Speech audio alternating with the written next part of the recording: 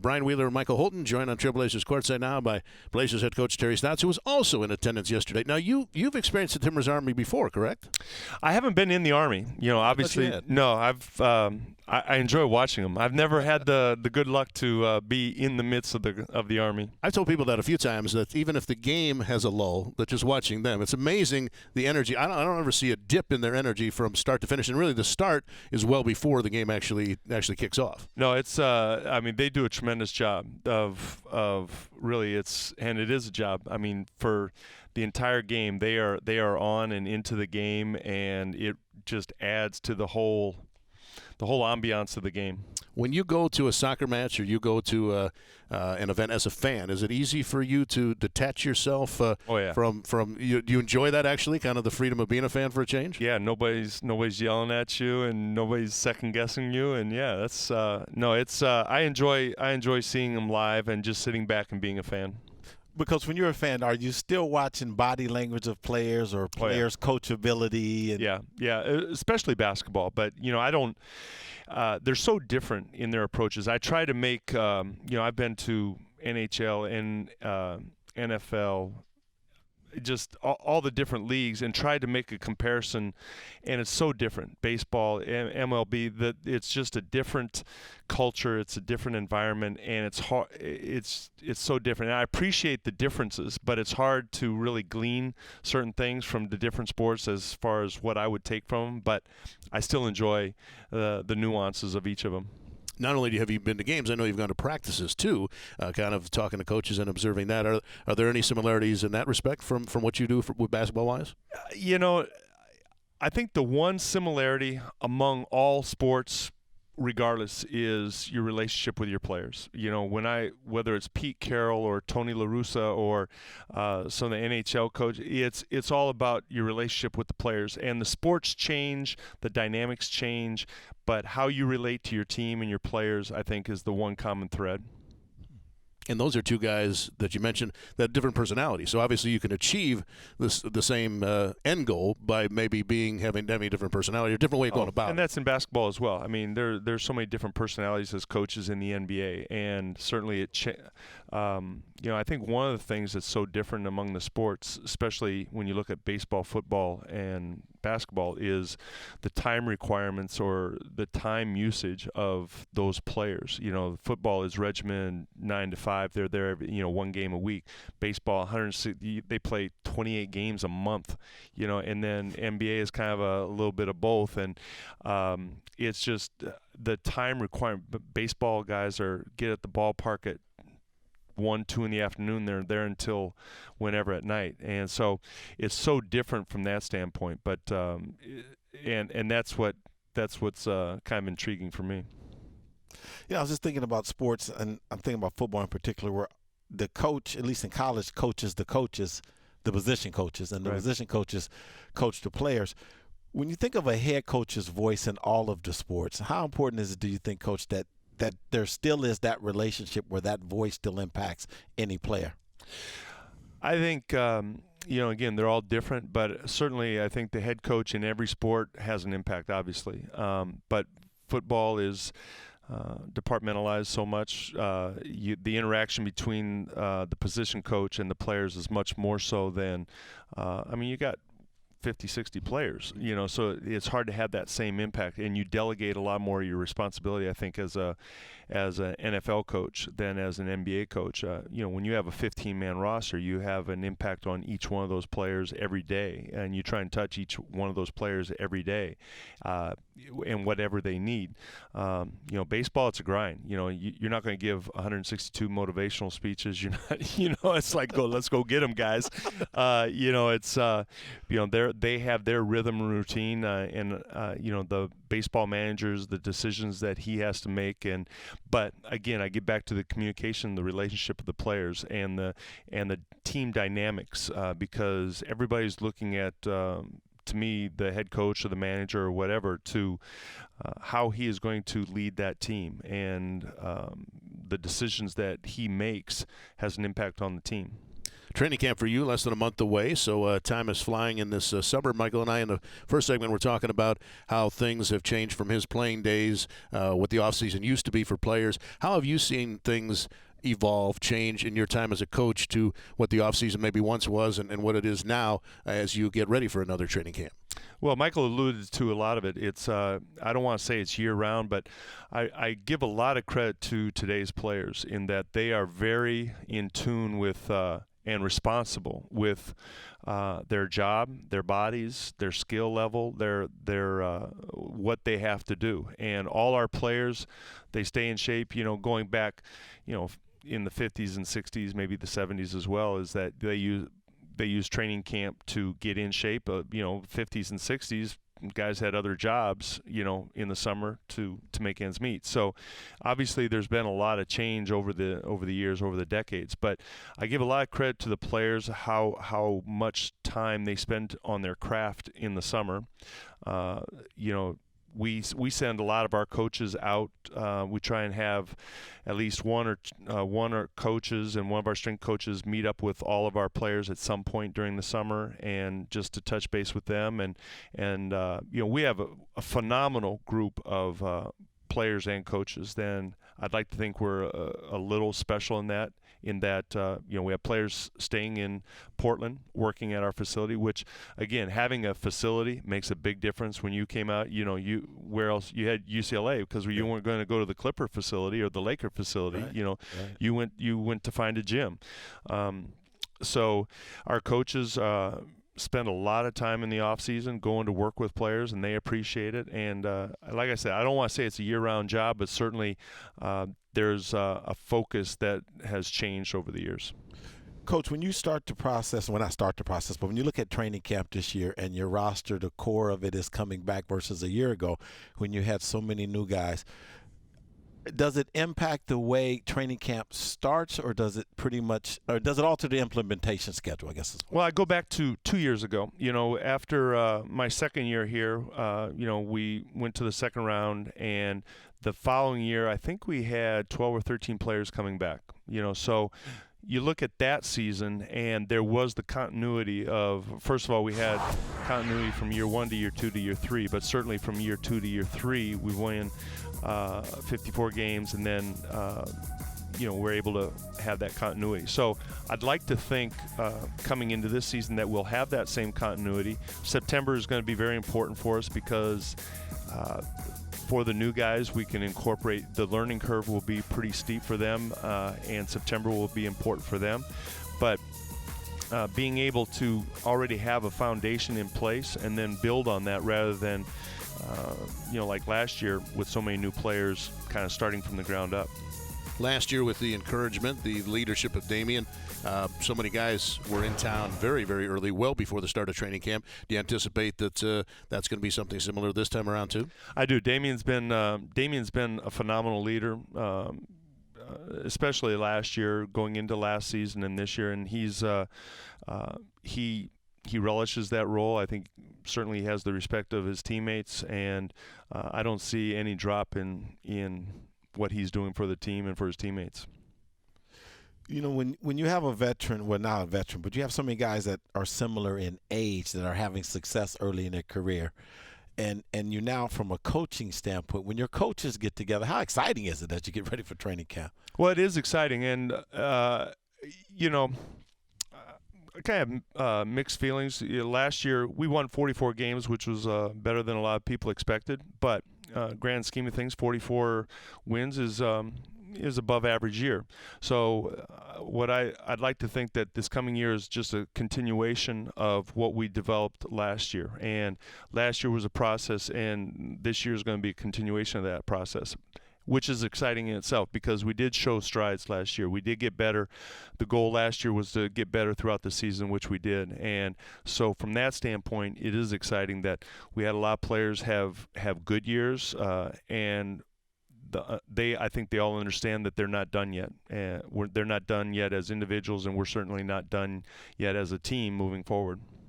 In your time as a head coach, and we'll let you think about this because we got to squeeze a break in here, but I wanted to ask you about if training camp has evolved for you. Have you changed the way you have handled training camp going back to your early days in the NBA to now in Portland. So think about that, and we'll get that. Let me think about that. It's not so tough a question that'll require a whole break to think of, I'm guessing, but we'll do that. We a little suspense, a little carryover to the next segment. Brian Wheeler, Michael Holton on Trail Blazers Courtside, joined in studio by Trail Blazers head coach Terry Stotts. So before the break, we were asking about the evolution for you of how you run training camp. Have things changed? Have you kind of refined it over the years where maybe some things you feel aren't as valuable, and maybe are there some things that you still do that you always have done? You know, I don't think that we've changed a lot since I've been here in Portland. I'm always looking for new drills, some things to keep things fresh, but I do think you need to approach what you're teaching is the same, having a style of play offensively and defensively.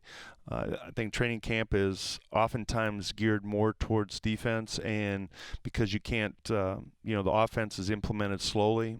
The other thing with offense is I don't like putting in a lot of offense early so that there's a flow and guys are learning how, or just playing basketball rather than playing sets. And I think the fact that the players have we've been very fortunate with our players in Portland in September. Last year, we had every player except, even Alfredo Camino, who came late because he was playing with his national team. But the entire team was in Portland in almost the entire month of September, which is very unique. And I think we'll have something very similar to that this year as well. So that kind of changes the approach a little bit because we're a little bit ahead of the curve going into training camp as opposed to guys coming in a few days before camp.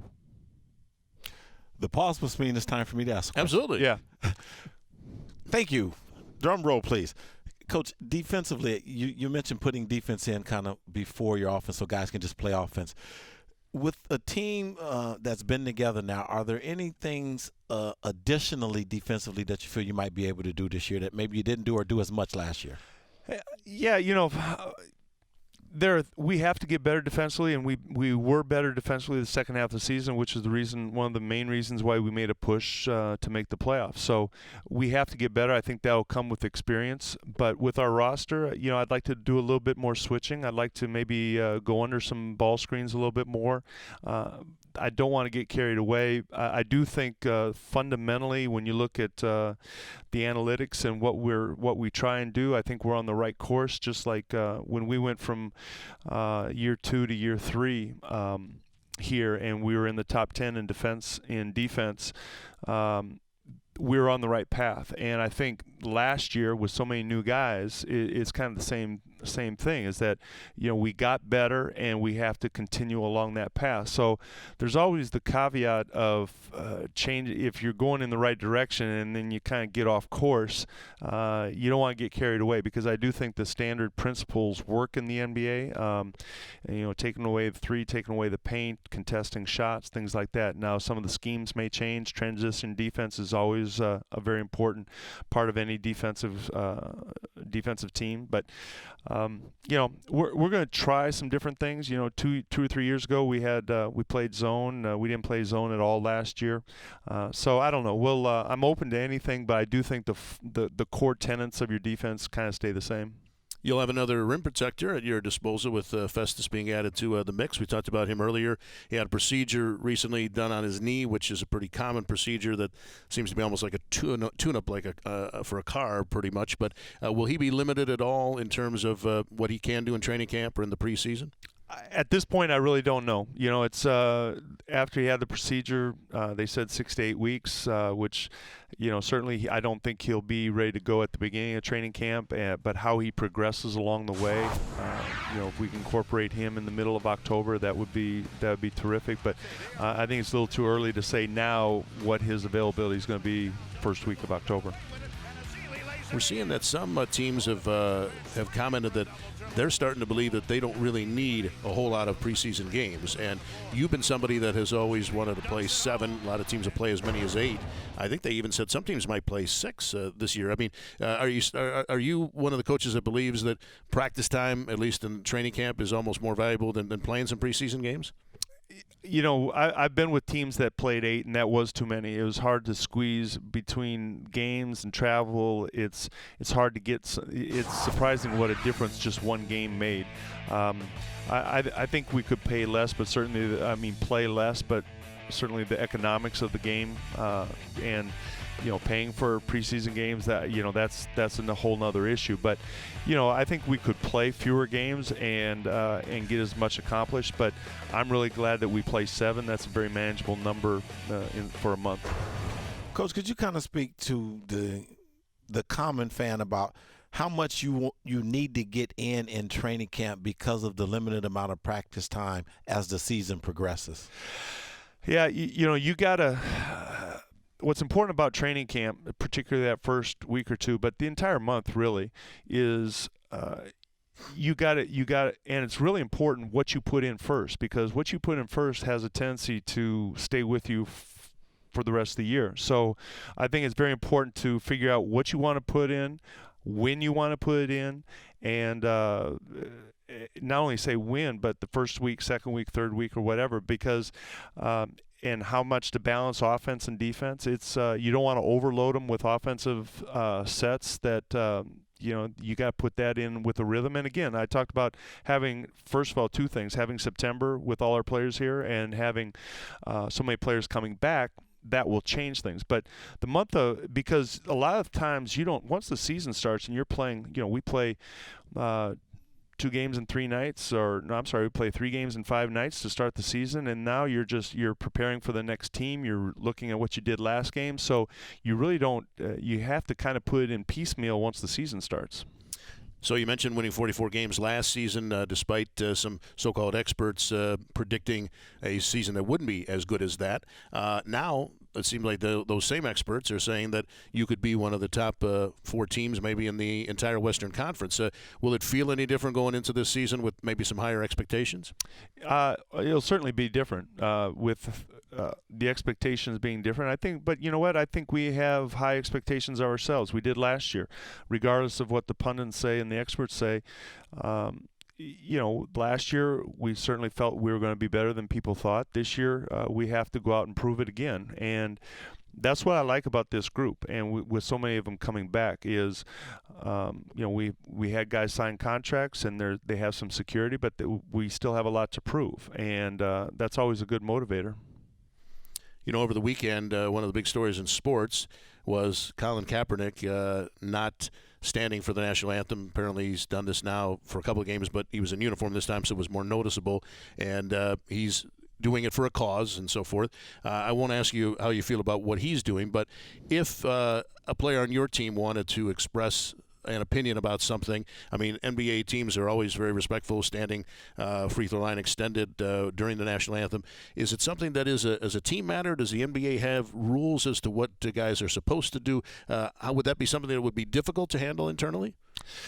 I'll go back to Abdul Rauf with Denver, who was had his reasons for not standing for the national anthem, and then he did his prayer during the national anthem, and I think it's a touchy subject, because certainly it's our country is about having the right to do things like freedom of speech, and certainly it's not something that I would do and would recommend. I think what's more important than those type of protests is actually going out and making a difference, and making a difference by other actions. But I understand the symbolism of it.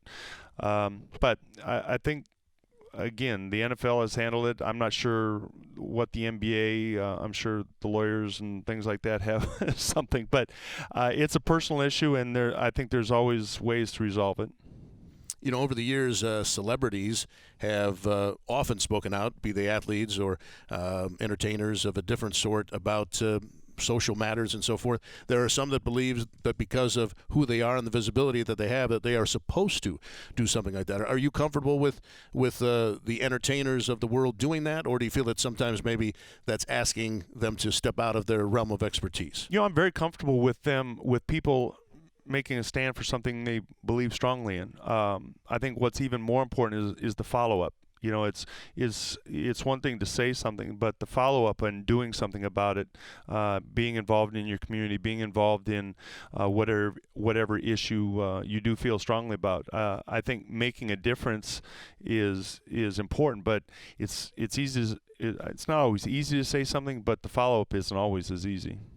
You know, it's interesting. I'm just listening to this conversation. I'm thinking about Charles Barkley's commercial about I'm not a role model. And, you know, sports being a platform or being used as a platform for various messages, statements, causes, I think it's changing because of the 24-hour news cycle, because of social media. But it's only changing because of its outlets. It's not changing in that it's new. I mean, Muhammad Ali athletes have made statements about causes, you know, for years. But I agree with Coach Stotts. A statement's one thing, but is it followed by a commitment to what you say you're standing for, and what does that look like is more meaningful? Yeah, I mean, the ultimate is Muhammad Ali, who I have such immense respect for. But he made a statement, but his follow-up was big time, you know. And, you know, that's people don't remember the statement, they remember the follow-up. And so I think you got to back up your words with action. I get asked this question a lot, and I don't necessarily have an answer. I figure you would be much more inclined to have one. People want to know where Chris Kaman is. Is he retiring? What his future might be? And I always thought it was funny that he would say to you very often, "I hated every head coach I ever played for, but I like you." So that's probably the ultimate compliment that you could ever receive from somebody. But we'll lose a lot of humor on the bus and the team planes if he's not around. But have you talked to him at all, or do you know what he's doing? You know, he's back in Michigan. He did come back here. You know, he bought some property out in Central Oregon, and you know, he came back here to get some of his stuff. I think he's leaving his options open as far as playing next year. I don't know where he is with that. I just heard today that he is beginning a workout regimen. So, you know, he's a talented guy. I think people know he could have helped us last year. Last year was about our young guys. He was extremely admirable in fulfilling that role. I've been very fortunate in my 4 years here to have Jared Jeffries, Earl Watson, and Chris Kaman be really, really good veteran mentors who weren't necessarily getting to play a lot, and that meant a lot to me. So I don't know if Chris is going to play or going to retire. I don't think he knows right now. You know, unfortunately, he lost his father this summer, and that was very sad news, obviously, and he's dealing with that. But I think Chris is. As we all know, Chris is going to do what Chris wants to do, and I can't wait to find out. The other thing that I get asked a lot about as our final question to you is Myers. He's tweeted out a lot of photos of the workouts that he's been doing and so forth. Where is he at in terms of the rehab from his shoulder surgery? I think it's all very positive. You know, I've seen the same Instagrams and tweets of him, and his workouts at the facility. He's, you know, I'm reluctant to say where he is, but I think we're all very pleased with his progress that he's making. I can't say where he's going to be when training camp starts, but certainly I know that he and our staff are very pleased with his recovery. Coach, thank you so much for coming in studio. Very kind of you as always, and enjoy. I always enjoy seeing you in person. Well, you too, Michael. You too, Michael. But we got a little thing. We got a thing. Okay. We know that the next few weeks will be busy in terms of planning, but won't be long now, and we look forward to talking about some basketball games before too long. Sounds good. Sound like we haven't even skipped a beat here. I know. I agree. Mid-season form already because he makes it easy. That's Blazers head coach Terry Stotts, kind enough to join us for a couple of segments here on this edition of Trail Blazers Courtside.